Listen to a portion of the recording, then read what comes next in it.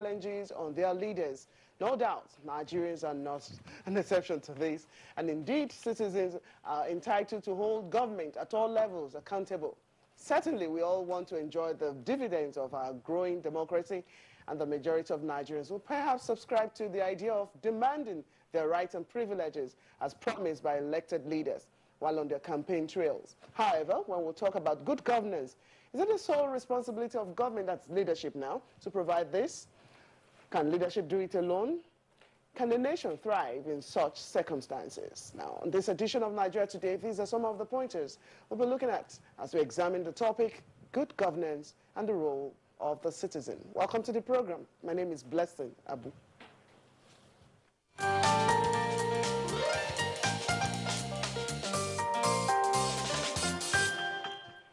Yes, my guests are already seated. I would like to examine this topic together. Let's welcome Comrade Okpoku. Again, he is the Director of Media and Publicity of Good Governance Ambassadors of Nigeria. Gogen Fosha. Thank you for coming on the program. Thank you very much.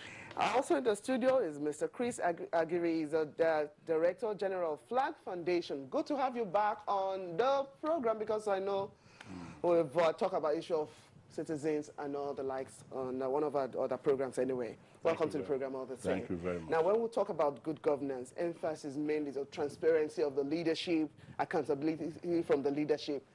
Do the followers, that means the other citizens of the nation, do they have a role to play at all? How responsive should they be? Comrade, let's start with you. Thank you very much. From the Good Governance Ambassadors of Nigeria, I would like to say good evening once again to Nigerians.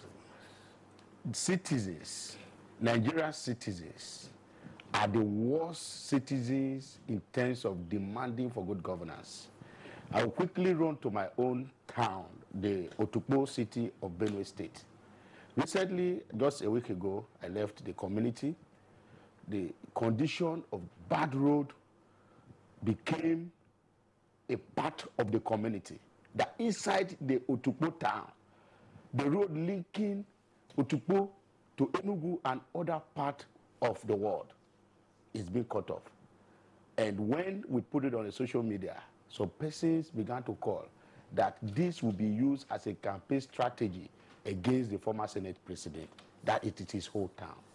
It therefore means that Nigerians, the followers, the citizens, have totally given up to primordial sentiment, tribal sentiment, religious sentiment, instead of concentrating on the demand for good governance. Citizens have a lot of role to play. Thank you very much. All right, for this participatory role for citizens, how strong have we been able to carry through? From time, let's even say, tracing back to when democratic process started in 1999. How strong have we been able to march on that path? Sagiri. Yeah, okay. Thank you very much. First, let me commend NTA for bringing out such a topic at this point, political evolution, where citizens are expected to be functional, active, coming alive to the duties and responsibilities for citizenship, good governance. It's a common saying that good citizenship, good followership begins good leadership. Certainly. In other words, the leadership that will provide good governance are thrown up from the citizens, from the society. So if there's something fundamentally wrong with the society, with the followership, with the citizenship, that will manifest. In fact, the manifestation will be through the leadership, because the computer language that says garbage in, garbage out. And from independence, Nigerians, to a large extent, have been docile, naive, gullible to those duties and responsibilities for citizenship. These are fundamental duties, fundamental rules expected from the citizens. You have a right to ask questions. You have a right and a privilege under the Constitution. You have a duty and obligation to the society.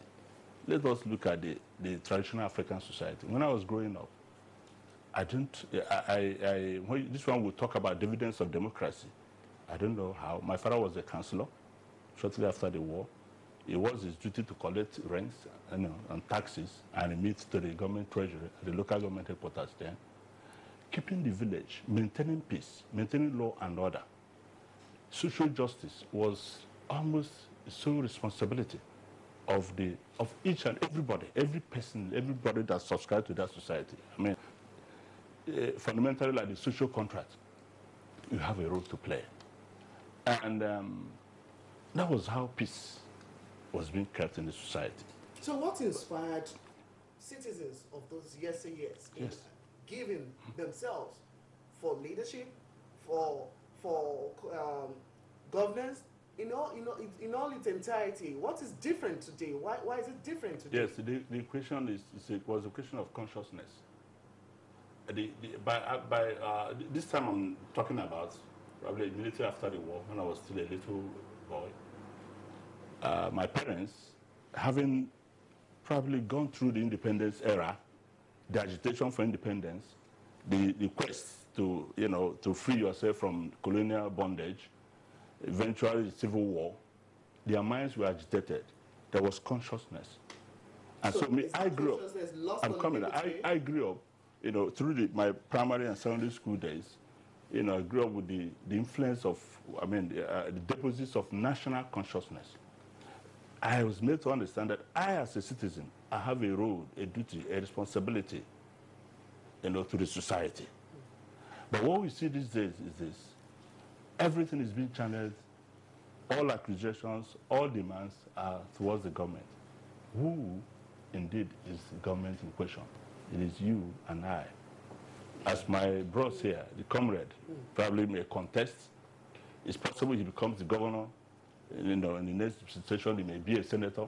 He becomes the leader from whom good governance is expected. Where is he coming from? As a follower, as a citizen. If he's not grounded, if he was not ever a good follower, he will not be a good leader. He was not conscious of his duties and responsibilities to the society.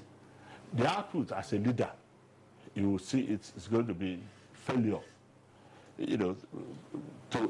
Compared to what we are seeing today, all the blames, channeled towards the government, towards the political leaders, which increases the political elite, the civil society, the public servants and the civil servants. No, where were they coming from? All right. Where were they coming from? Now, comrade, for us as a people, these people are there in trust for us. Holding this position is trust for us. Yes. That shows that whatever it is, we've laid it upon them, that we must demand that. Yes. Why have we failed to be inspired to demand what we have put in trust?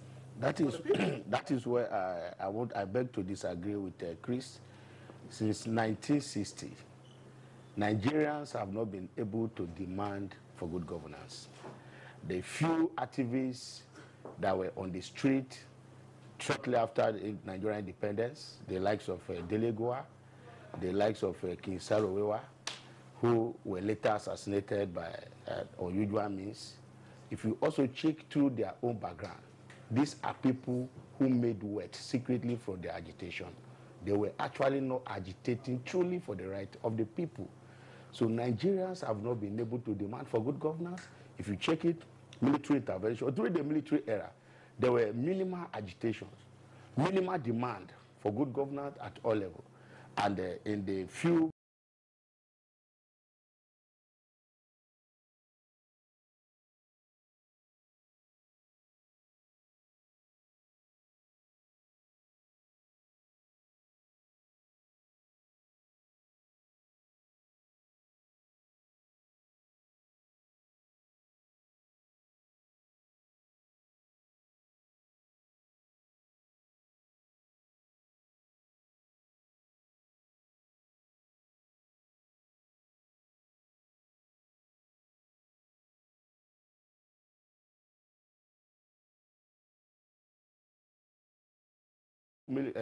democratic intervention between the military rules and the rest. You also agree with me that almost everything was based on tribal or religious sentiment.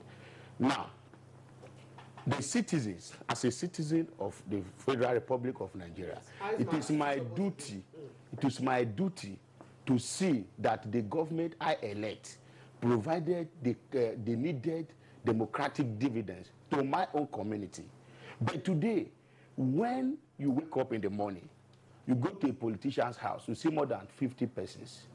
All of them have one or two personal interests. You go to the offices, you see these same people. Politicians go to functions, you see these people crowding them. It's even another way of encouraging corruption in the system and burying good governance. For example, the people who comes out to demand for personal interest or personal material things for the politicians may not be bold to go to the street to demand for good governance. The politicians have also lost sense, in the sense that on a daily basis, they keep receiving praise singing from the followers, even when you have not done anything.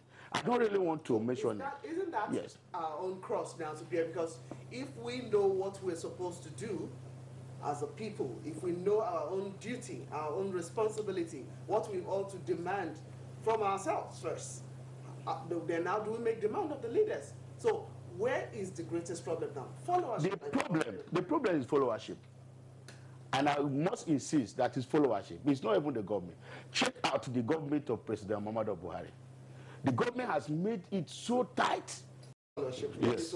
To engender good governance. Now, let us begin to pin down, even from the family levels, to, yes, or before we even get to that height. Yes. How have we found ourselves to this level, the bottom level? Let's begin to pin down some of those areas that we are feeling as followers. Look, we must be conscious of the fact that there's a sort of general failure in terms of the moral fabrics of the society.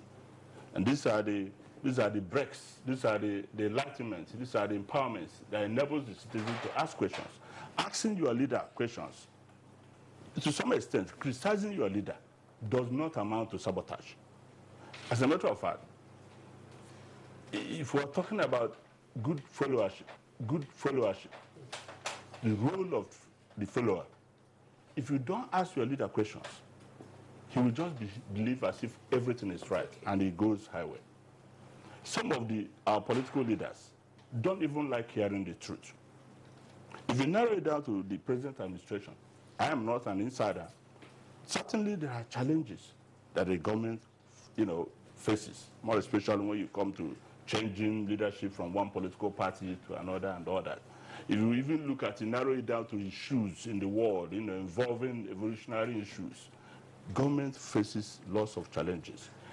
For the citizenship to buy in to the challenges that government faces, which is in other words, supporting the government, the government also have to have a duty and a role to make the citizens understand that this and this and this are the true situations, the true positions that we face. Okay. And that because the citizen who is not aware of his duties, of his responsibilities. So awareness now is one key point. Oh yes, of course, yes. Okay, we'll go on the break now. When we return, how aware are the citizens of some of those responsibilities, their duties to the path for good governance? All some of this we'll be finding out after this break. You're watching Nigeria Today, and our focus is on good governance and the role of the citizen. We'll take a break now. We'll be right back.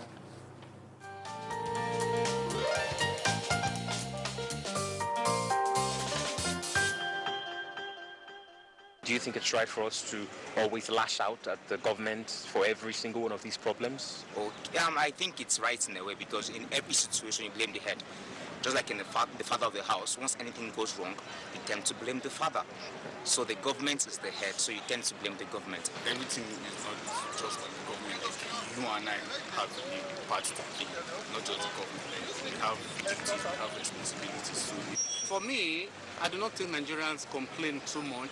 I think we are people who tolerate a lot from the government. You have heard of countries where people go out, set themselves on fire because they want to tell the government that what you are doing is not right.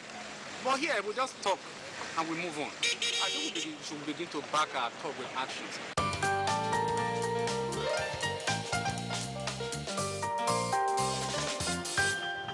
Well, cross-section of Nigerians, they're talking about good governance and the role of the citizen.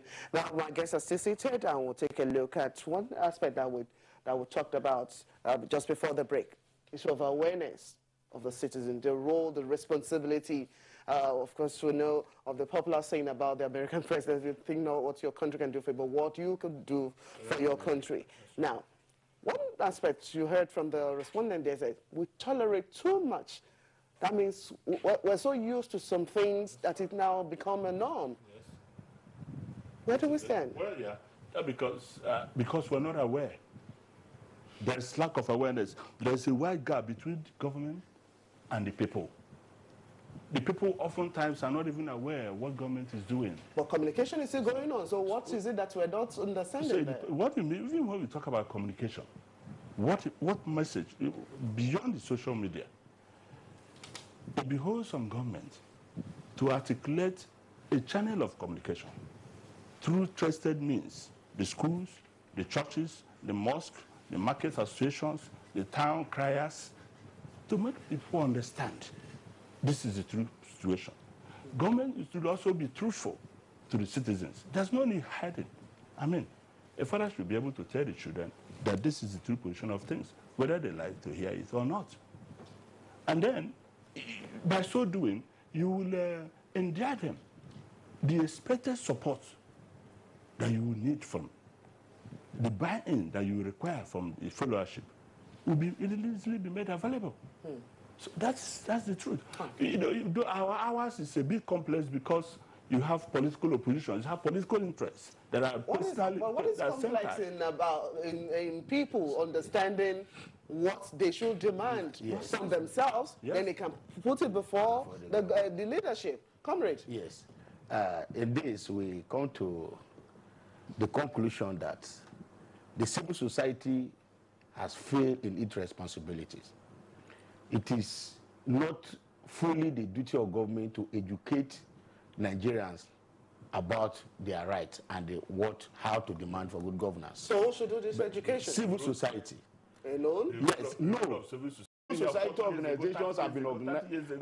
If civil society organizations, if you check America, the rights to civil society organizations, the human rights system in America, the good governance, demand for good governance. Sorry.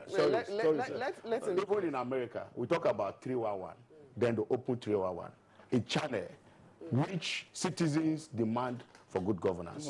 So these were put together by not just government, but civil society organizations, people of like minds, who say, yes, we must demand of government of this and this which will be done. For example, if you are coming to me to campaign, you come with your manifesto, I should be able to hold you accountable. That you came and you told me you're going to do 5 things, and now you have not been able to do 2. So why? I get what I'm saying? And I should also enforce it on you to do it, because I voted for you because of the promises you have made. Okay, so these are some of the things Nigerians are supposed to be demanding. Now, the role of the civil society in this form is to sensitize.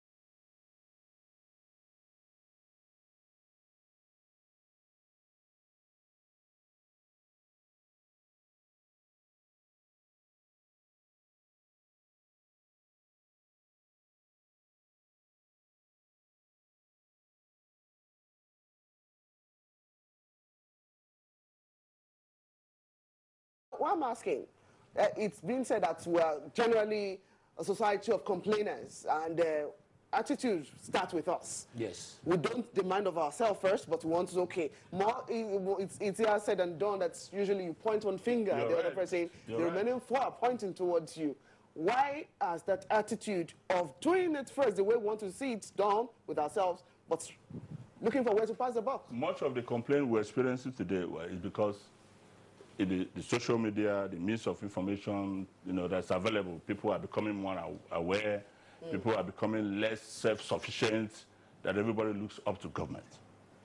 Then where government comes in, actually, is educating the people, informing the people, raising the consciousness of the people, understanding that you are a member of this society, and you have a role, a duty before God, before the society itself, before yourself and your family, to contribute to the well-being of that society. So how can we achieve this direct participation? Achieving this direct participation, just as the topic implies, the role of the citizen. We're talking about the citizens' participation in good governance. Yes. Demanding for that which is needed to move the nation forward. Now, in your organization, you should be able to take up awareness campaign, go to the hinterland, the rural areas, talk to people, tell them. Body, traditional institutions, do they have a role to play in those ones? Yes, they have. Traditional rulers, the traditional institutions, the local market women association, the farmer associations, they have every role to play. The first primary learning is from the family, the peer group, school, before you come to leadership. Have all this been able to stand the test of time to shape the good? That is where we are failing. You will see your daughter of 10 years old wearing all the development of the human person, the citizens, members of that society, their mental, spiritual, intellectual, social, cultural development. Which brings us back to awareness. Of course, which enables us to, which increases our level of rational abilities, sense of judgment. That, for example, you get to but can we work this out? Of course, we have no option than to go back to these fundamentals. He challenged my organization. Well, you are a witness. The Flag Foundation of Nigeria, what we do. Oftentimes, people, when they talk about the Flag Foundation, we're not just talking about the flag, the green, white, green, promoting respect for the flag. We use the flag, the national flag, as a means of communication. First, looking at the kindergarten, the nursery, primary, secondary school, pupils. And then indoctrinating them, making them understand those duties and responsibilities for citizenship, reawakening, reigniting their national consciousness, their membership of the society that we're living in. This vision, and enabling them to buy in, to be part of that. I'm rounding up this discussion now. Is this vision feasible? Oh, yes. This vision. It is the citizens that decide.